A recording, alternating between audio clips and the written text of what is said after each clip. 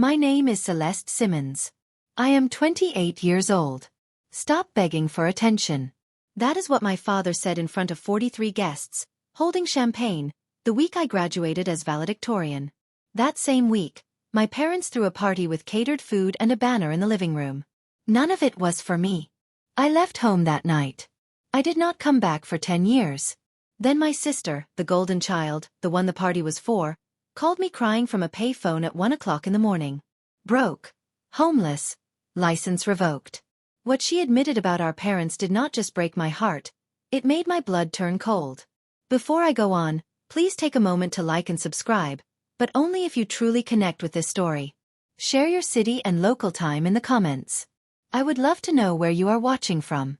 Now, let me take you back to June 10 years ago, to a house on Maple Ridge Drive, the week my family fell apart. I grew up in a 4-bedroom house on Maple Ridge Drive, just outside Milwaukee, Wisconsin. The kind of street where everyone waves from their driveways and nobody locks their front doors. From the outside, we were the perfect family. Gerald and Diane Simmons, 2 daughters, 1 tidy lawn. My father managed a regional branch of an insurance company. He wore pressed khakis every day and shook hands like it was a sport. My mother was a homemaker, active in the church women's group, always the first to bring a casserole when someone got sick. She kept the house spotless. She kept appearances spotless, too. My older sister, Monica, was 2 years ahead of me.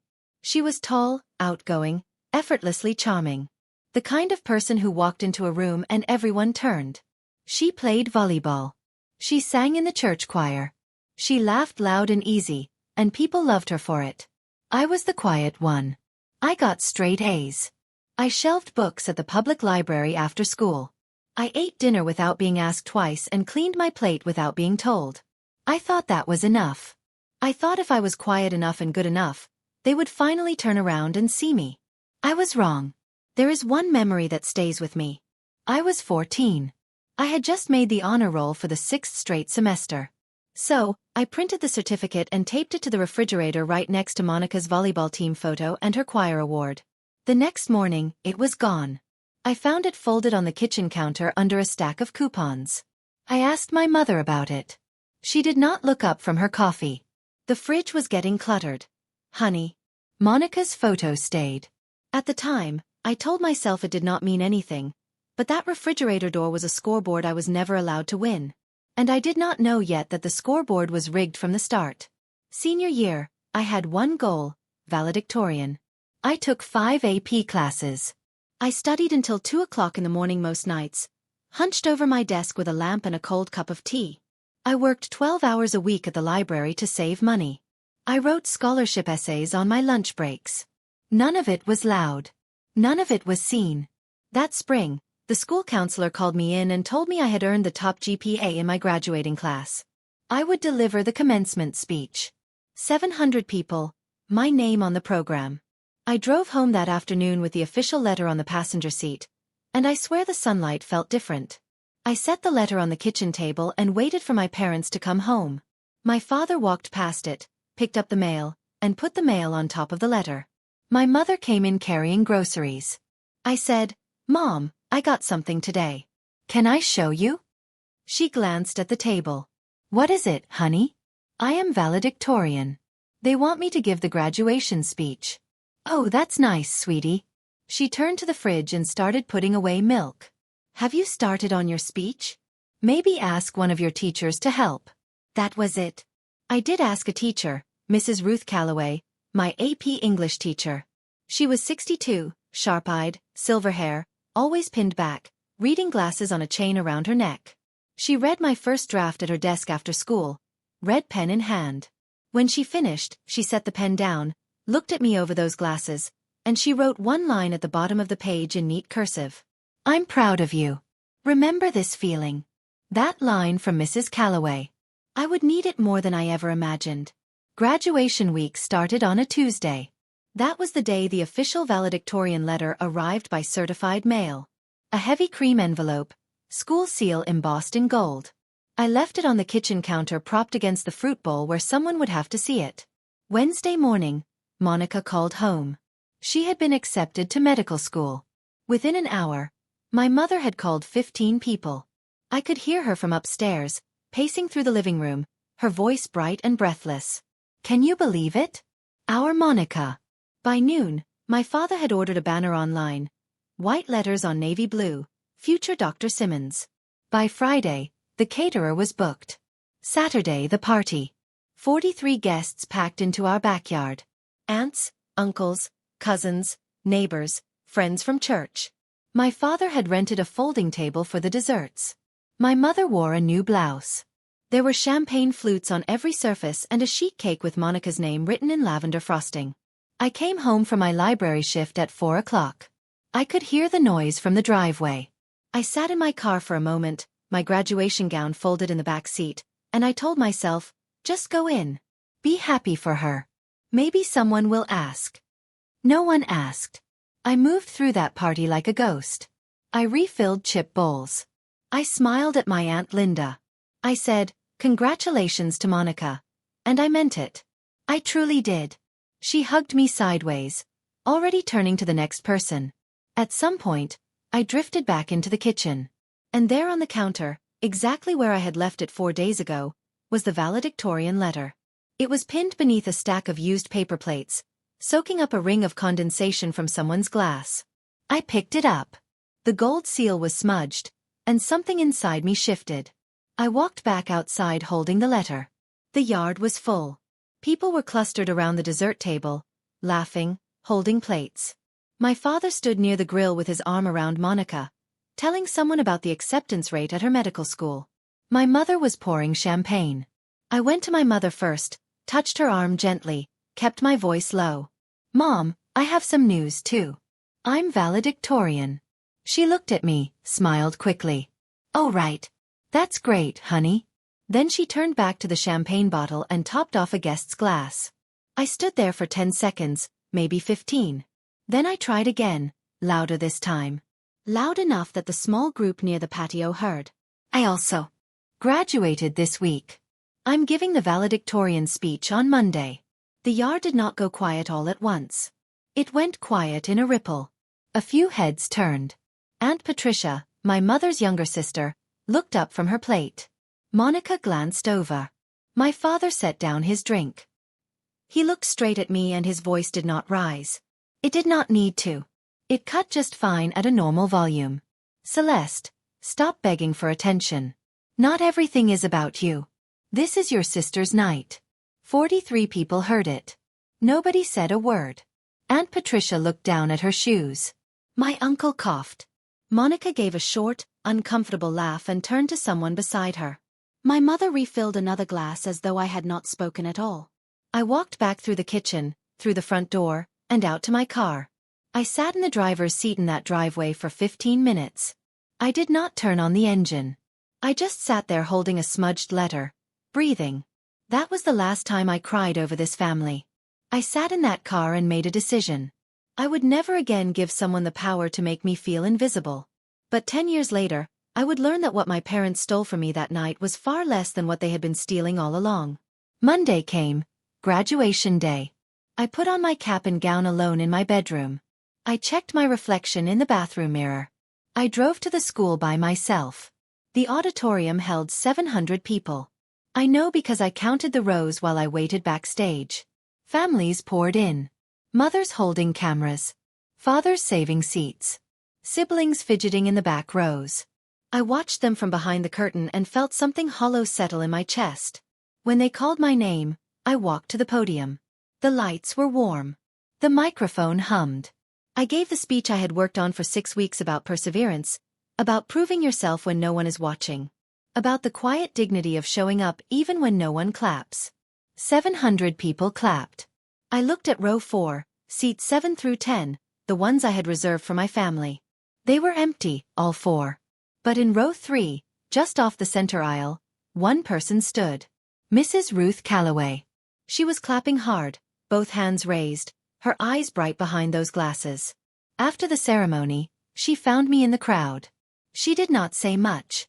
She just handed me a small envelope, pale blue, her handwriting on the front.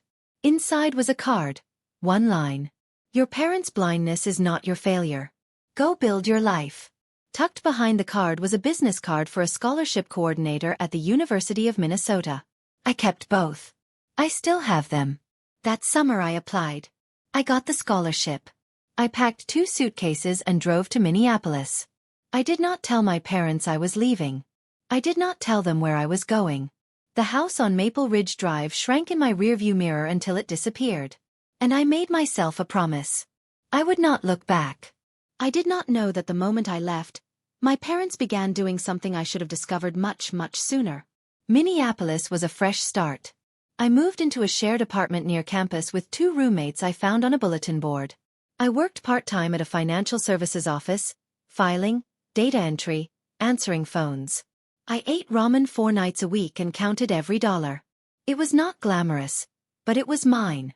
Sophomore year, I applied for my first solo apartment, a 1-bedroom in Uptown. Nothing fancy, just a place where I could close a door and study in silence. I filled out the application, handed over my pay stubs, and waited. 3 days later, the property manager called. "I'm sorry, Miss Simmons. Your application has been declined." I blinked. "Why?" "Your credit history shows some irregularities. I can't go into specifics, but I recommend pulling your full credit report." I hung up and sat on my bed, confused. I had no debt, no credit cards.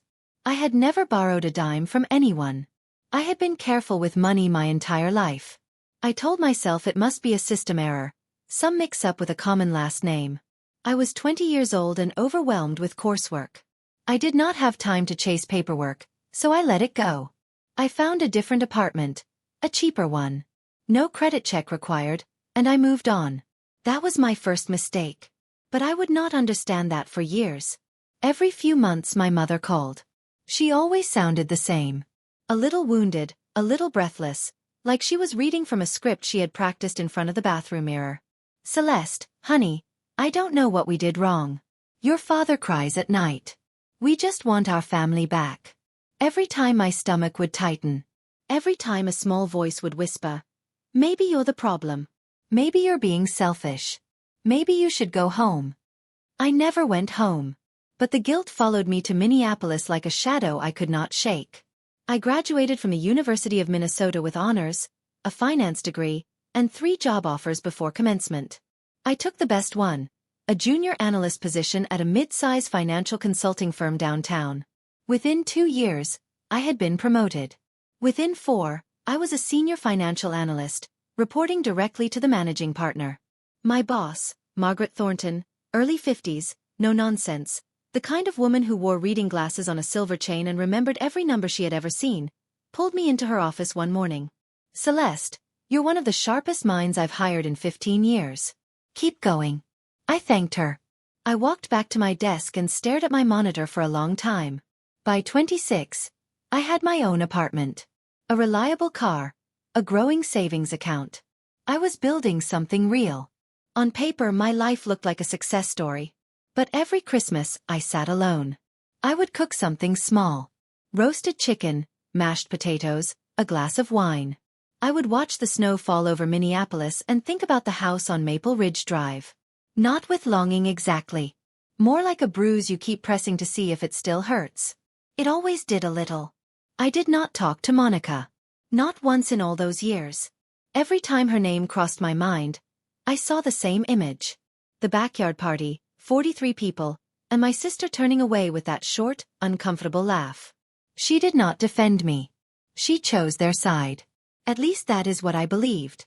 I built a life that looked nothing like the one I grew up in. And I told myself that was enough. But there is a difference between enough and whole. I would not learn that difference until a pay phone rang on a winter night and ripped open everything I thought I had buried. It was a Thursday in February, 10 years after the party. I was on my couch, laptop open, reviewing a quarterly report. The apartment was quiet. Snow tapped against the window. My phone buzzed on the coffee table. An unknown number. Area code 507. I almost did not answer. I always let unknown numbers go to voicemail. But something, instinct, maybe, or just the late hour, made me pick up. "Hello." Ragged breathing. Then a voice cracked and sounded soaked with tears, barely holding together. "Celeste. It's Monica." Please don't hang up. My hand tightened around the phone. I had not heard my sister's voice in a decade. But this was not the Monica I remembered. Confident, polished, the golden child in a white coat. This voice belonged to someone falling apart. Where are you? I asked. Bus station. Rochester. Rochester. Minnesota? Yes. Why are you at a bus station at 11 o'clock at night? A shaky breath. Then my phone got cut off. I don't have money for a hotel. I found a payphone. I stood up, walked to the window. The snow was heavier now. Why aren't you at Mom and Dad's? Silence long enough that I checked to see if the call had dropped. Then, very quietly, they kicked me out. 3 months ago. I set my laptop on the counter. I leaned against the kitchen wall. The words did not make sense. Not right away. Monica was the favorite. Monica was the banner on the wall, the champagne toast, the future Dr. Simmons. Monica was the daughter they chose. What happened? I asked. I can't explain it all on the phone. I just need somewhere to go tonight, please. Her voice broke on the last word. I did not know yet what she was about to tell me. I did not know that her next words would make me sit down on my kitchen floor. But something in the way she said, "Please, VA," like it was the last word she had left, told me this was not just a bad night. This was the beginning of something I could never undo. I told her to stay where she was. She talked while I pulled on my coat. Not in full sentences, in fragments, like someone picking through rubble. She had lost her medical license 6 months ago. A prescribing error, wrong dosage, wrong patient chart. The hospital launched an internal review. The state medical board opened an investigation. Within 8 weeks, her license was suspended. 2 months after that, it was revoked. I was working 80-hour weeks, she said. Her voice was flat now, emptied out. I was so tired I couldn't see straight. I made a mistake. I pulled my boots on, grabbed my keys. Did you tell Mom and Dad? They found out before I did. Someone from the church knew someone on the hospital board. Dad called me before the letter even arrived. What did he say? She laughed. A short, brittle sound. You know what he said? You know exactly what he said. I did, but I wanted to hear it. He said, "You've humiliated this family." I locked my front door. The cold hit my face. And Mom? Mom didn't say anything. She just stood behind him and cried like she always does. After the license was revoked, Monica couldn't make rent. She had moved back into the house on Maple Ridge Drive. Temporarily, she thought. But 2 weeks in, Gerald told her she needed to leave. People are talking, he said. We told the church you're traveling abroad, so they hid her.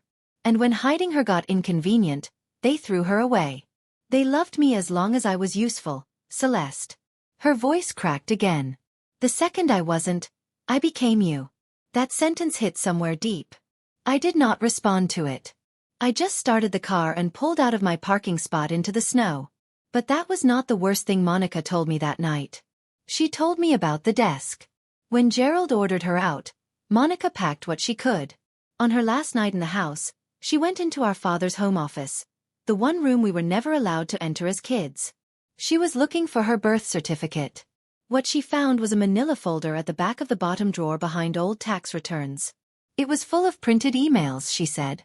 Between Mom and Dad, going back 12 years. I was on the highway now. Snow streaking through my headlights. The wipers beating time. What kind of emails? About us, Celeste. About keeping us apart. My grip tightened on the wheel. She read me fragments from memory. Dad to Mom. Dated the year I left. If they talk too much, they'll compare notes. We can't let that happen. Mom to Dad. 2 years later. Tell Monica that Celeste didn't want to come for Christmas. I'll tell Celeste that Monica is too busy. Year after year, holiday after holiday, birthday after birthday. 2 separate lies told in 2 separate directions, designed to keep 2 sisters from ever sitting in the same room long enough to realize the truth. 12 years. Monica whispered. 12 years they made me believe you didn't care about me. And they made you believe I looked down on you. The highway was empty. Just my headlights in the snow. They played us like chess pieces, Celeste, and we never even knew we were on the same board.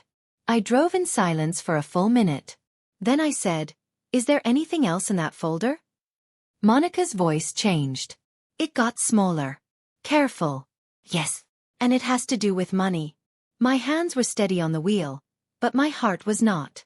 Okay, I need to pause here for a second. If you were in my shoes right now, driving through a snowstorm at midnight, hearing all of this from the sister you haven't spoken to in 10 years, what would you do? Would you keep listening, or would you hang up?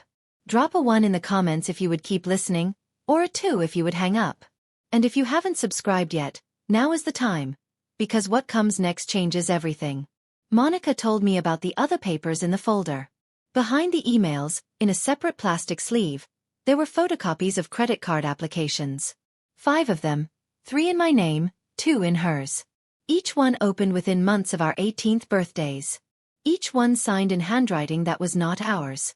I never opened a credit card in my life, Monica said. I did not even know these existed until I pulled them out of that drawer. I merged onto the exit ramp toward Rochester. The bus station sign glowed green in the distance. What were they used for? Tuition, car payments, the kitchen remodel, that new roof they put on 2 years ago, she paused. And the party, Celeste, the caterer, the champagne, the banner, all of it went on a card with your name on it. The total debt across all 5 accounts, over $110,000, split between 2 daughters who had never signed a single form. I thought about the apartment application. Sophomore year, the property manager's voice on the phone. Your credit history shows some irregularities. I had told myself it was a system error. I had told myself it was nothing. It was not nothing. That is why my credit was flagged, I said, not a question. Yes, that is why your credit was flagged. I pulled into the Rochester bus station parking lot. Through the glass doors, I could see a figure sitting on a plastic chair under fluorescent lights. One small suitcase beside her, head bowed. I turned off the engine. The wipers stopped. The snow piled on the windshield. Monica. Yeah. Do you still have those papers? I photographed everything, and I brought the originals. I sat there for a moment. Then I opened my door and stepped into the cold. They did not just ignore me. They did not just choose Monica. They used my name, my identity, to build a life I was never invited into. And they did the same thing to her. She looked different. The Monica I remembered was polished, straight posture, bright eyes, the kind of confidence that fills a room before she even speaks.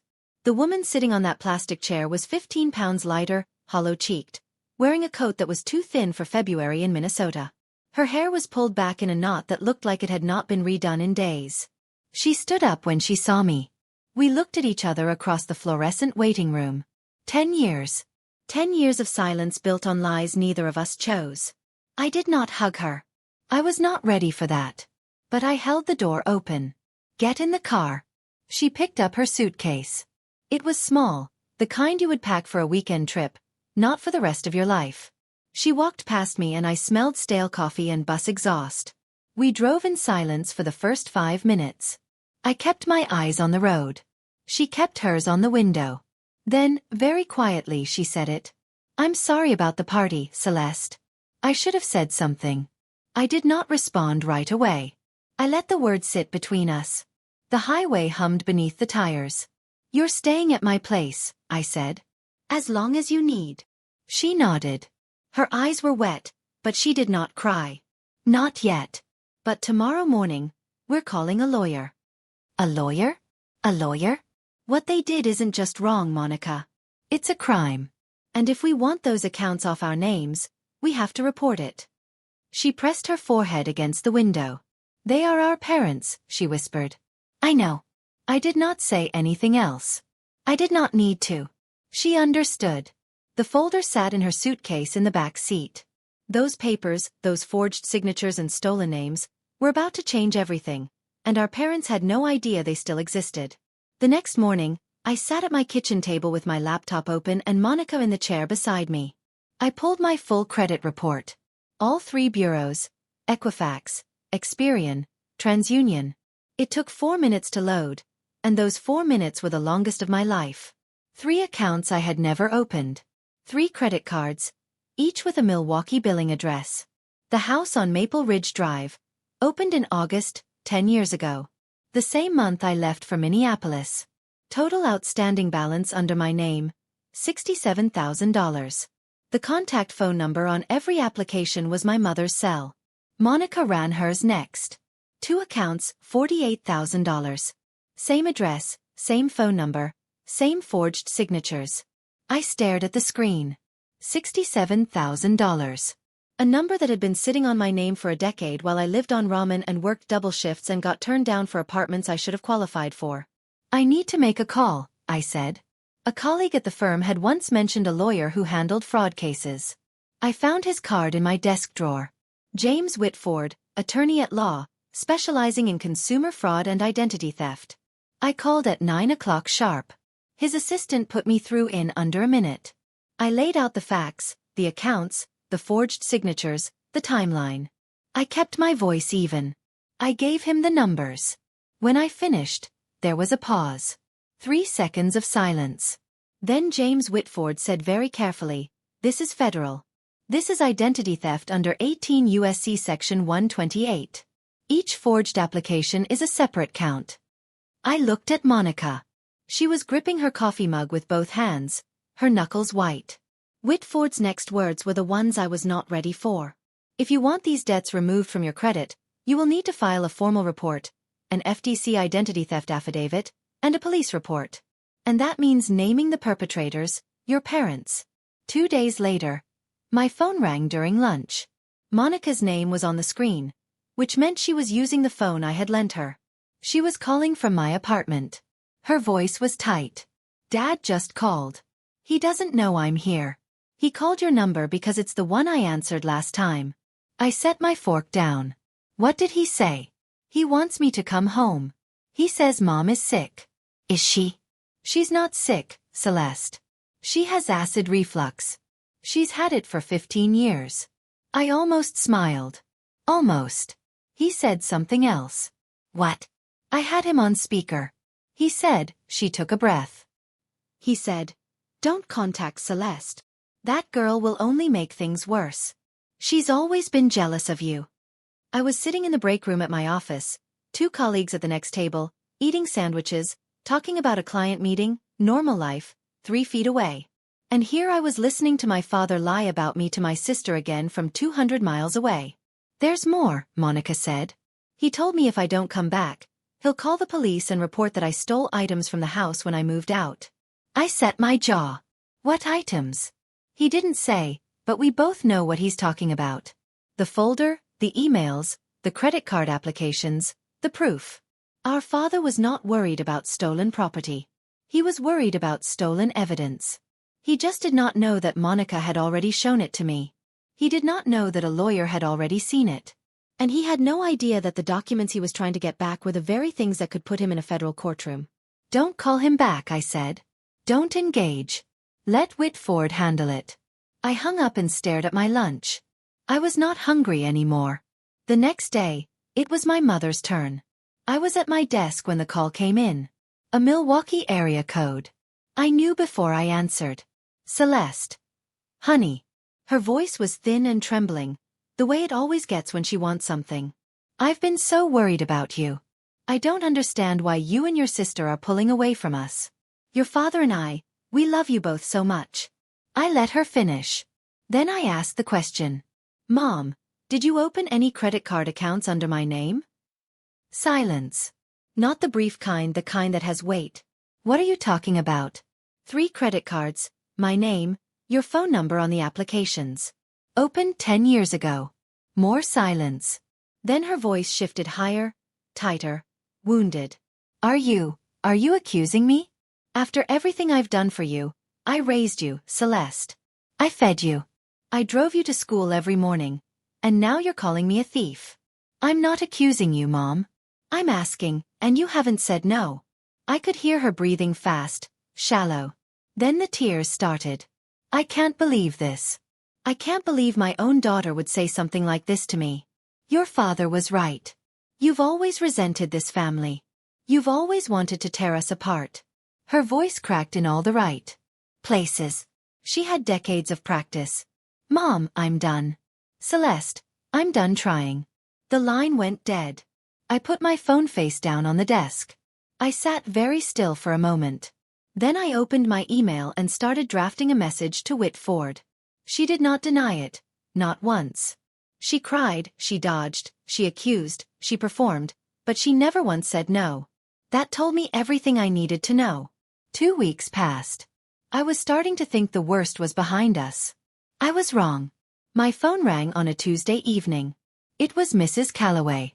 "Celeste, I need to tell you something, and I'm sorry to be the one." She did not sound sorry. She sounded furious. "Your parents spoke at the church fellowship meeting last Sunday, about 30 people. Your father stood up during open sharing and told the group that you have been, and I'm quoting, manipulating Monica into cutting off the family. He said you have always been jealous and that you are using her breakdown to turn her against them." I closed my eyes. Your mother sat beside him and cried the entire time. She told people she hasn't slept in weeks. I could picture it perfectly. Gerald standing tall, voice steady, the grieving patriarch. Diane beside him with her tissue, shoulders shaking on cue. The two of them performing Heartbreak for an audience of 30, the same way they had performed A Perfect Family for 43 people at that backyard party a decade ago. Some of the church members messaged me afterward. Ruth continued. "They wanted your contact information to tell you, and I quote, 'You should be ashamed.'" 2 texts arrived while we were still on the phone. One from a woman I vaguely remembered from childhood Sunday school. "How dare you do this to your parents?" Another from a man I couldn't place. "Your mother is a saint. You're breaking her heart." Monica sat across the room reading over my shoulder. Neither of us spoke. Ruth's voice was steady now. "Celeste, I've known your parents for 20 years. I've also known you. The truth always surfaces. Don't let them rewrite your story." I nodded even though she could not see me. Then I picked up my phone and called James Whitford. "I'm ready to file," I said. "All of it." "Are you certain?" "Once we file, there will be a federal investigation. Your parents will know." "I'm certain." "Let me ask you something. Have you ever had someone twist the truth about you to people you cared about? Have you ever been painted as the villain in your own story? Type yes or no in the comments. And if this story is hitting close to home, share it with someone who needs to hear it right now, because here's where things start to unravel for my parents. And they never saw it coming. James Whitford's office was on the 7th floor of a glass building in downtown Minneapolis. Clean lines, quiet. The kind of place where serious things happen without anyone raising their voice. Monica and I sat across from him at a long conference table. Between us, 3 credit reports, photocopies of 5 forged applications, a stack of printed emails, and a timeline I had written by hand on a legal pad. Whitford spread the documents out. He studied each one, turning pages slowly, making notes in the margin with a silver pen. He did not rush. The credit card applications were signed by someone other than the account holders.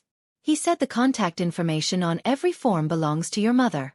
The billing address is your parents' home, and the charges match tuition payments, vehicle purchases, and home renovation expenses your parents directly benefited from. He looked up. This is identity theft under 18 U.S.C. Section 128. Each fraudulent application is a separate federal offense. Combined with the forged signatures, we are also looking at fraud and potentially wire fraud depending on how the applications were submitted. Monica shifted in her chair. I could feel her hesitation. I understood it. These were not strangers we were talking about. These were the people who drove us to school, who sat at the head of the Thanksgiving table, who told us they loved us even when they did not mean it. But if we want the debts removed, I said, this is the only path. Correct. The credit bureaus require either a police report or an FTC identity theft affidavit to start a dispute of this nature. There is no other mechanism. Whitford slid 2 affidavit forms across the table. One for me, one for Monica.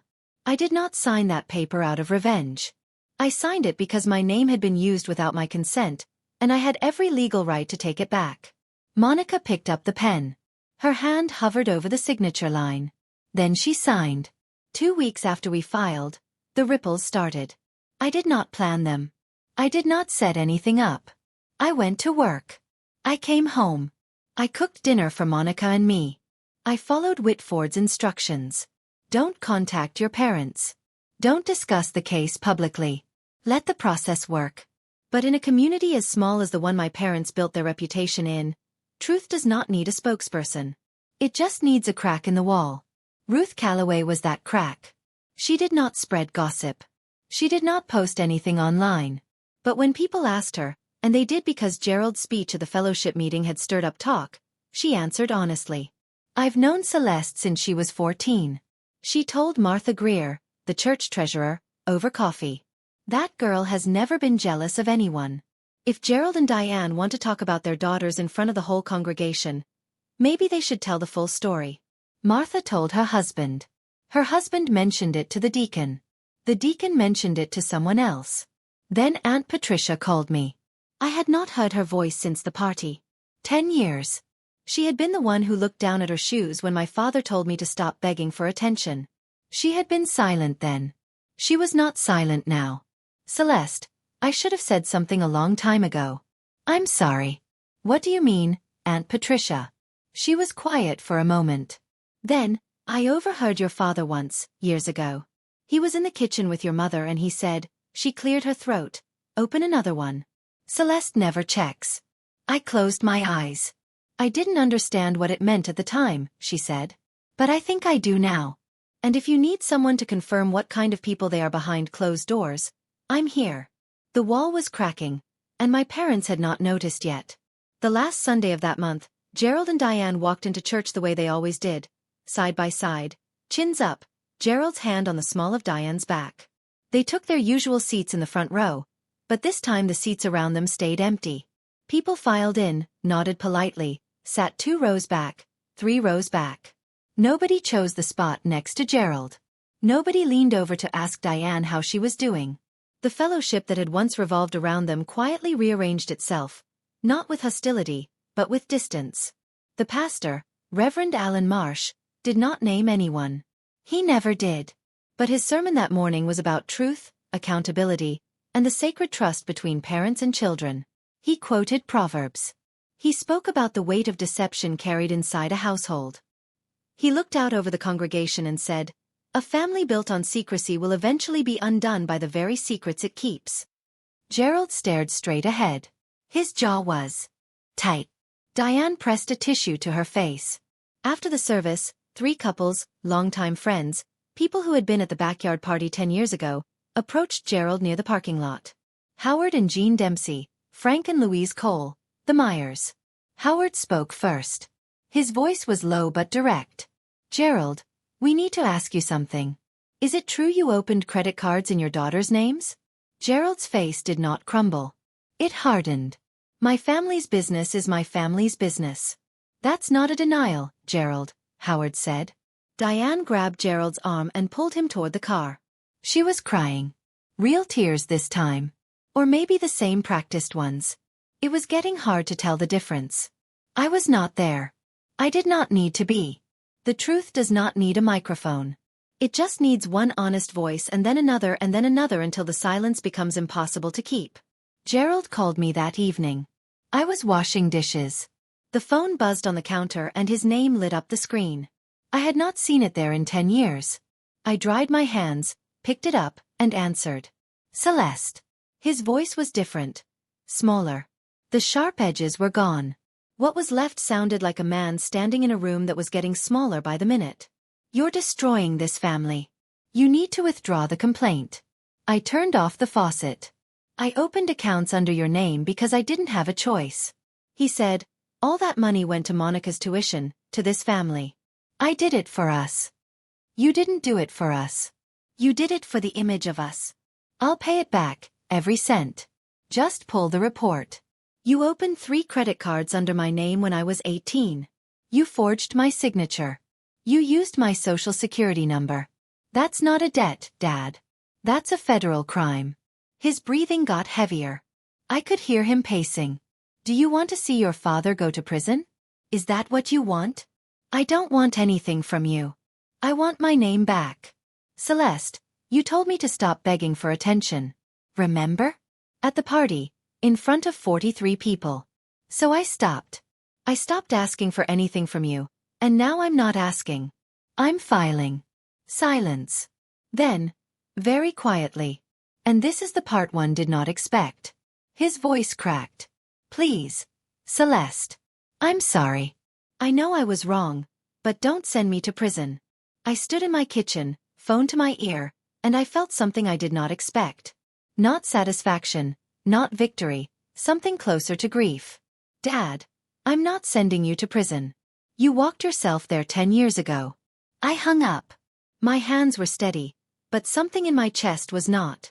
The weeks that followed were quiet in the way an aftermath is quiet. Not peaceful but still. Whitford sent updates by email. The FTC had processed our affidavit. Milwaukee police had opened an investigative file. The credit bureaus had flagged all 5 fraudulent accounts and started formal disputes. The machinery of justice was turning slowly and without drama, the way it is supposed to. I went to work every morning. I analyzed numbers. I sat in meetings. I drank coffee at my desk and watched the snow melt outside my window. None of my coworkers knew what was happening in my personal life. I did not need them to. Then one Wednesday afternoon, Margaret Thornton called me into her office. She was standing behind her desk with her arms folded and a look on her face I could not read. Sit down, Celeste. I sat. I'm nominating you for the Midwest Regional Financial Analyst Award. It's given to one analyst per year across the tri-state region. The selection committee reviews next month.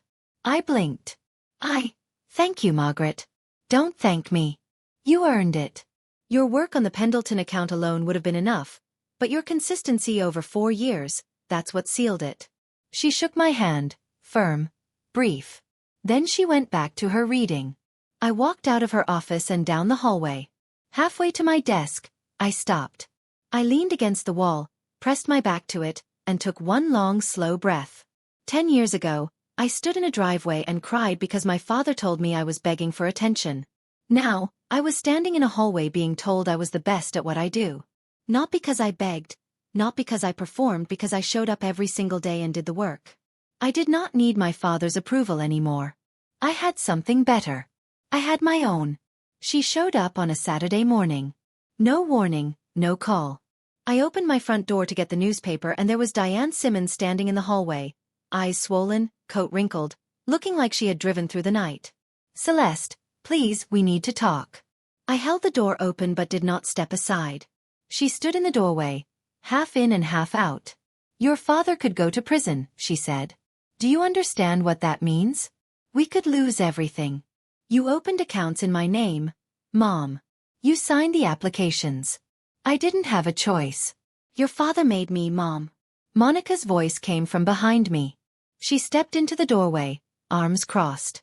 Diane's face changed. She had not known Monica was here. She looked between us, her 2 daughters standing together for the first time in over a decade, and something behind her eyes flickered. Not guilt, fear. Monica, sweetheart, don't.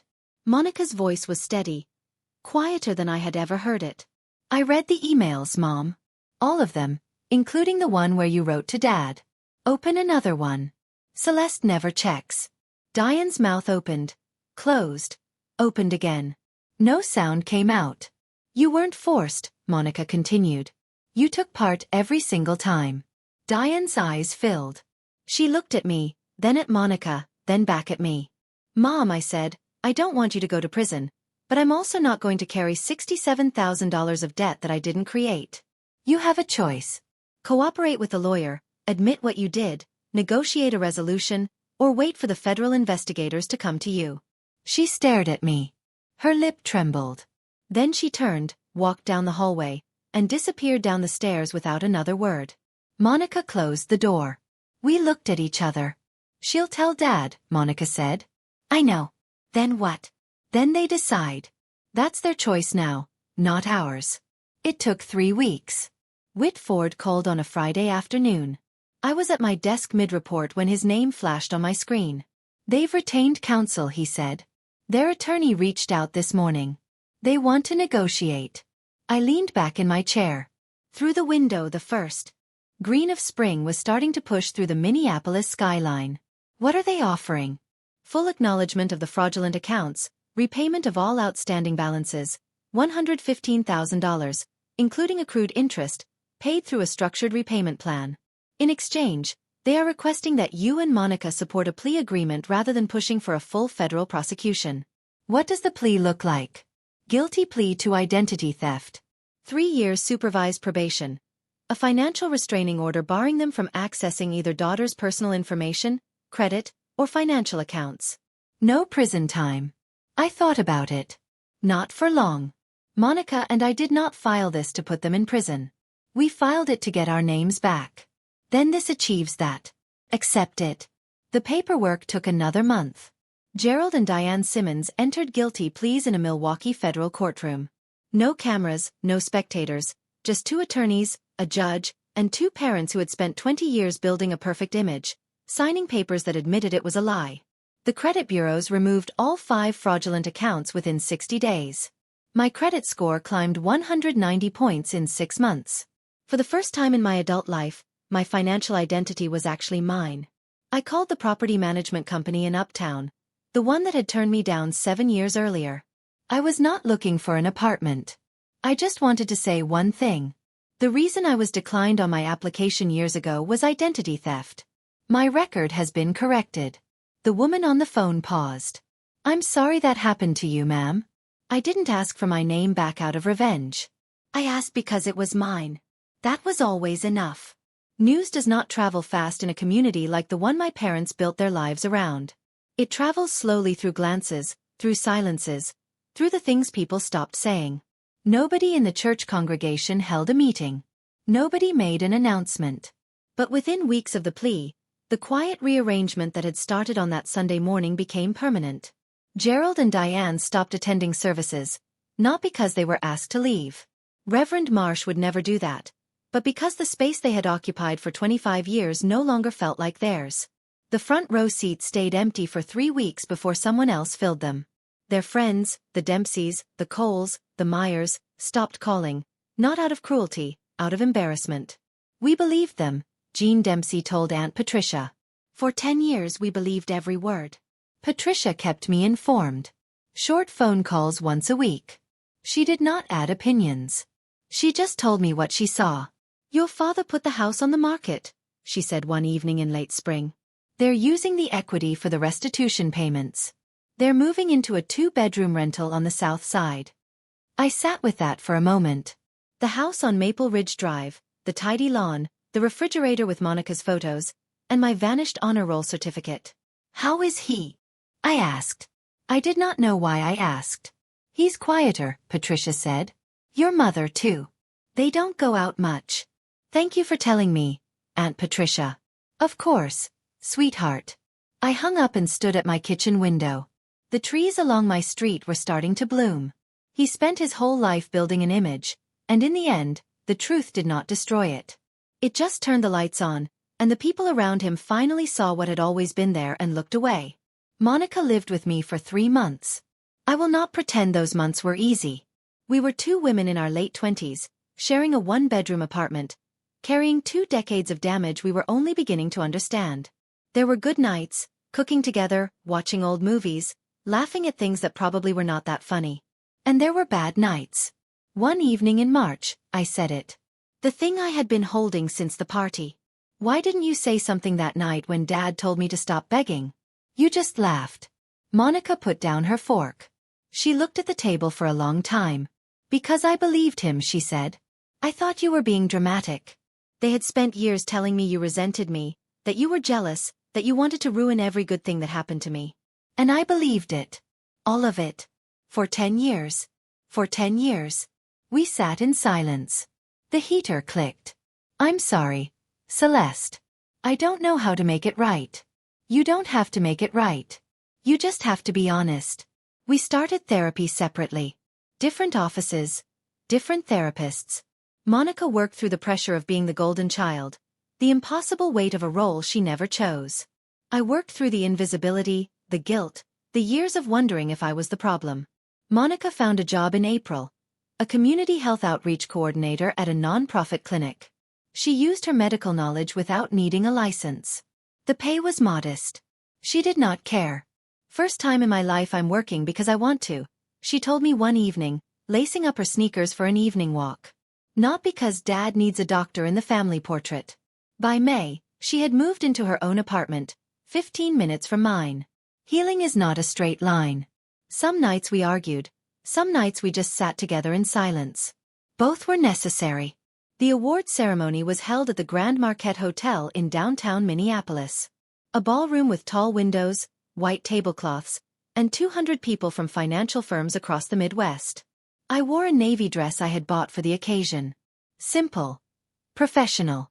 I arrived alone, checked in at the registration table, and took my seat near the front. When I looked at row 3, just off the center aisle, I saw two faces I did not expect.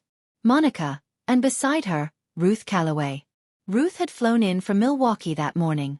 $80 for a round-trip budget flight. She was wearing a gray blazer and her reading glasses on their chain, and she was sitting in the third row with her hands folded in her lap, exactly the way she had sat at my graduation 10 years ago. My name was called at 8:15. I walked to the podium.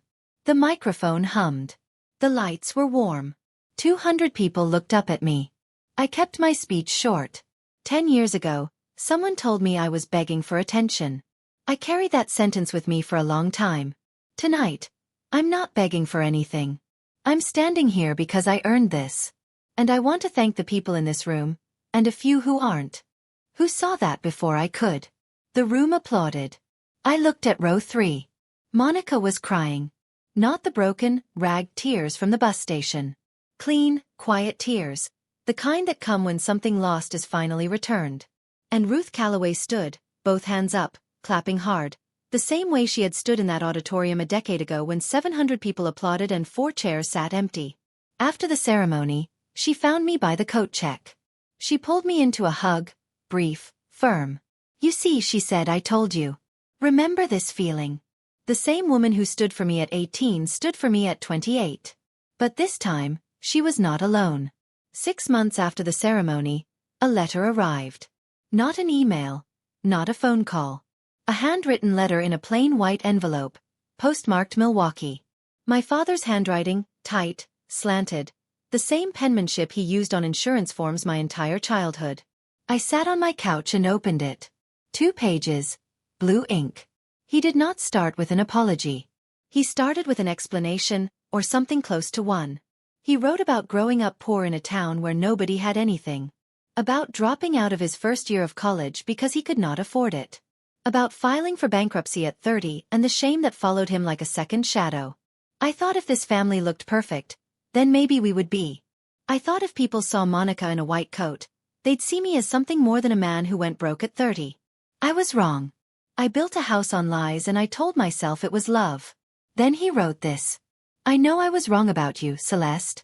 I don't expect you to forgive me. I'm not asking for that. I just want you to know I see you. I should have seen you a long time ago. I see you now. It's late, but I see you. I read the letter twice. Then I folded it, put it back in the envelope, and placed it in the top drawer of my nightstand. I did not write back. I sat by the window for a while. The sun was going down over Minneapolis, painting the sky in shades of copper and gray. I thought about the refrigerator on Maple Ridge Drive, the vanished certificate, the smudged gold seal under a stack of paper plates.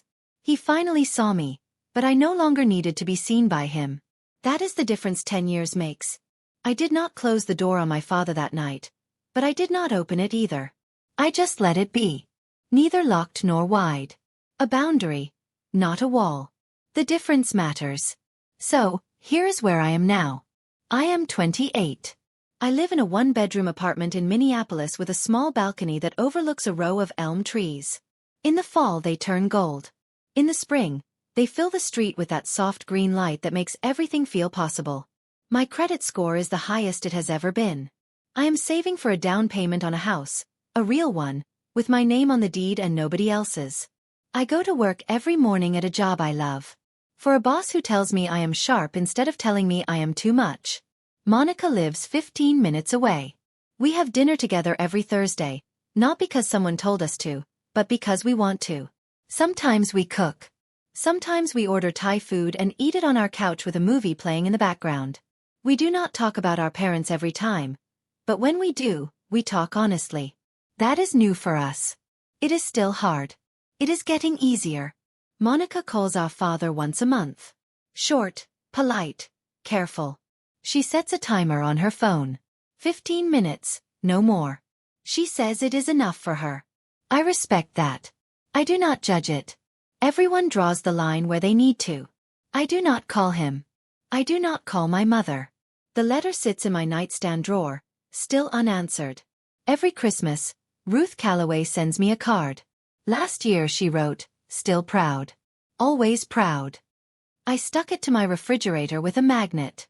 And this time, nobody took it down. My family does not look like the one I grew up in. It is smaller. It is quieter. And it is completely mine. There is a freedom in that. A strange, hard one. Imperfect freedom. The kind you only find after you stop waiting for someone else to hand it to you. If you ask me what I learned, and I know that sounds like the part of the story where someone gets preachy, so I will try not to. I would say this first. If your family only loves you when you are useful to them, that is not love. That is a transaction, and you are allowed to walk away from a deal you never agreed to. Second, setting a boundary is not betrayal. It is not cruelty. It is not selfishness. It is the most basic act of self-respect a person can do. Saying, "This is where I end and where you begin."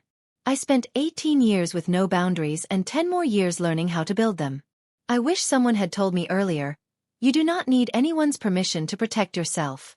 Third, if you graduate top of your class and nobody throws you a party, throw your own. Buy yourself a cake, light a candle, sit with it.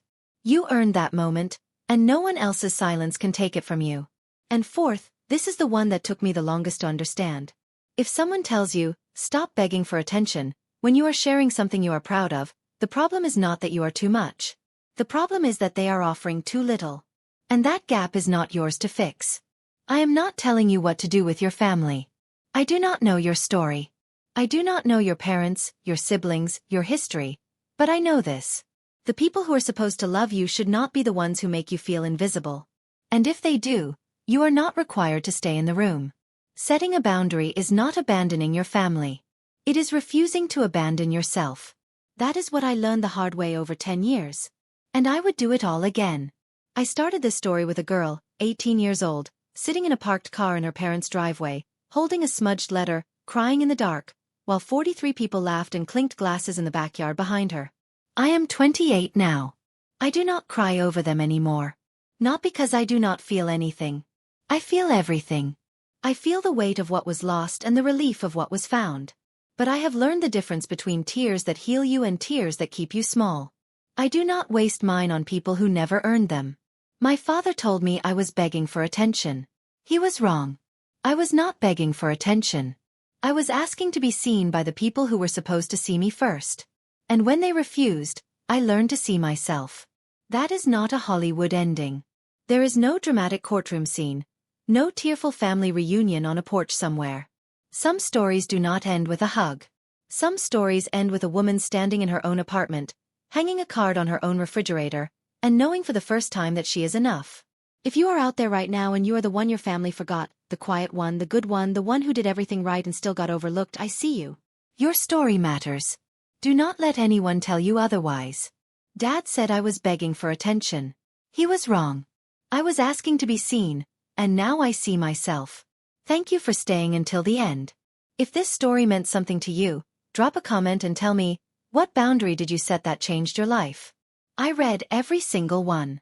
If you want more stories like this, hit that subscribe button and check the description for our latest video. And remember, you do not need anyone's permission to be proud of who you are.